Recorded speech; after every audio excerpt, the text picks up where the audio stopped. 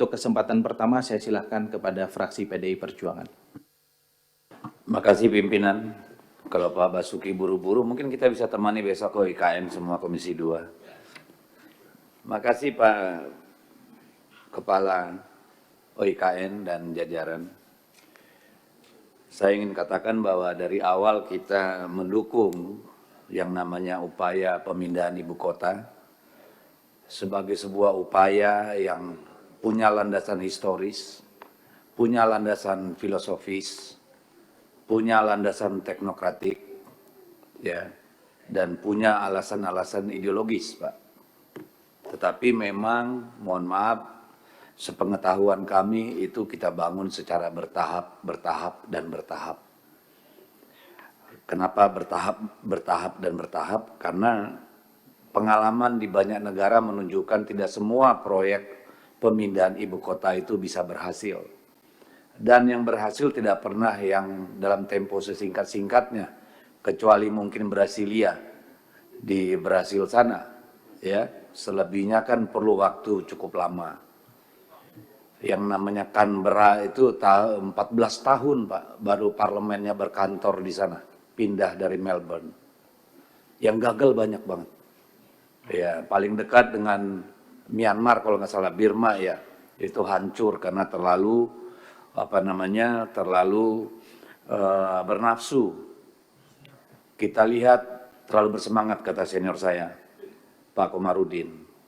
Putrajaya kita lihat bisa memindahkan pusat pemerintahannya, tapi tidak warganya. Jam 5 sore, kota hantu. Kan gitu. Jadi banyak sekali pelajaran yang kita dapat. Abuja itu memindahkan Sudirman Tamrin SCBD ke tengah gurun pasir, tidak ada tempat untuk rakyat, rakyatnya hidup di slum area.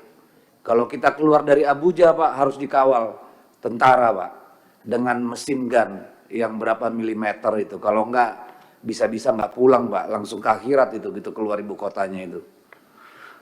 Jadi itulah perlunya kita membangun ibu kota ini dengan kematangan berpikir, bukan dengan kemauan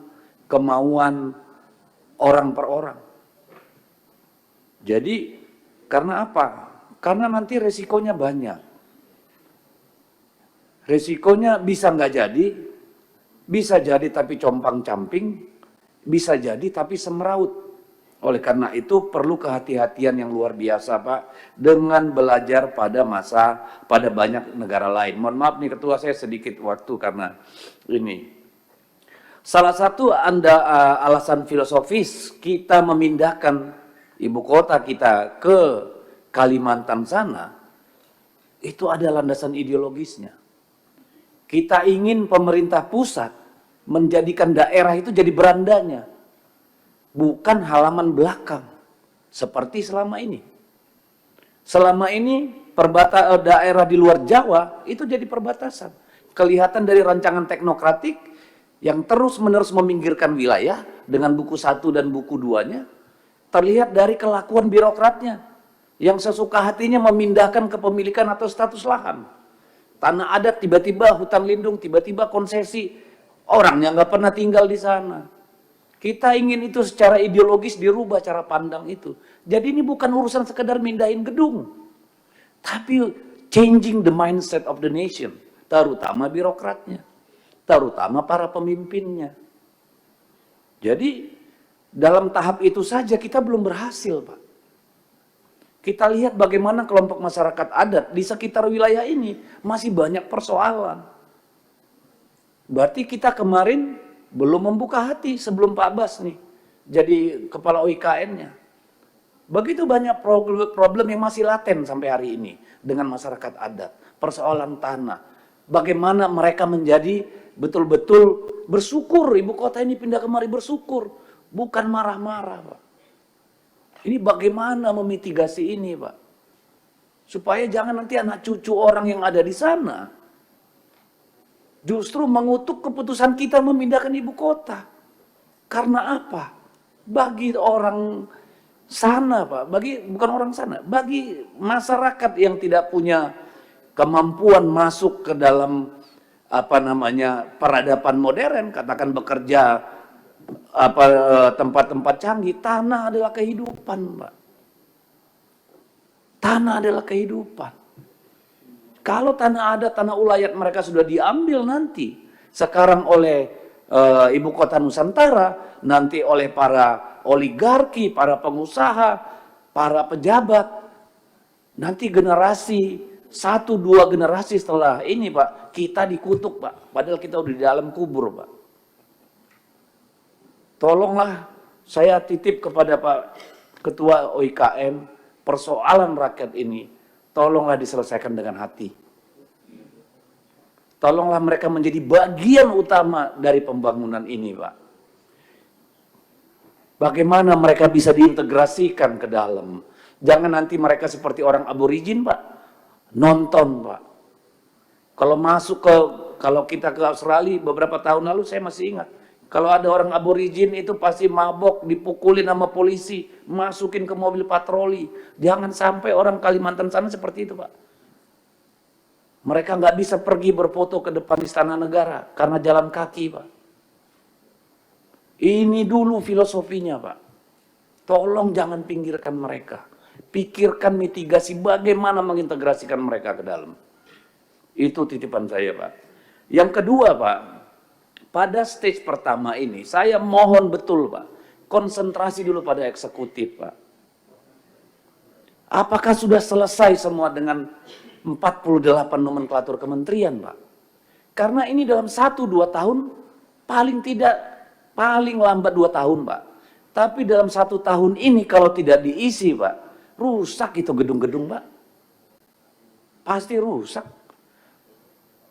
Kalau rumah kita tinggalin 1 tahun aja, Pak, kita kontrakin atau dikosongin lah, itu pasti udah berantakan, Pak. Jadi mohon, sebelum berpikir membangun semua pindah pada saat yang bersamaan, tolong kita konsentrasi pada eksekutif dulu, Pak. Jangan kita mikir nanti bangun lagi, sekarang ini belum kelar, kita bangun lagi eksekutif, legislatif, bangun lagi yudikatif. Ini biar terbentuk ekosistemnya, Pak. Karena dibangun semua tidak diutilisasi, nggak ada yang mau invest, Pak. Karena nggak ada orang. Kan begitu, Pak. Padahal biaya maintenance itu keluar triliunan, Pak. Jadi mohon supaya kita konsentrasi dulu eksekutif kita di sana. Gedung-gedung, tower-tower yang sudah dibangun, yang sudah ada ini, kementerian mana yang bisa kita pindahkan sekarang? Belajar dari Putrajaya. Putrajaya itu setelah 4 tahun membangun, Pak, cuma 300 orang di sana kerja, Pak. Tahun berikutnya baru masuk 3.000 orang, Pak. Itu kalau kita mau membangun ekosistem, Pak. Jadi kalau saran saya, kalau memang sudah ada gedung, rumah-rumah menteri sudah jadi, berapa, Pak? 36 sudah jadi. Oke.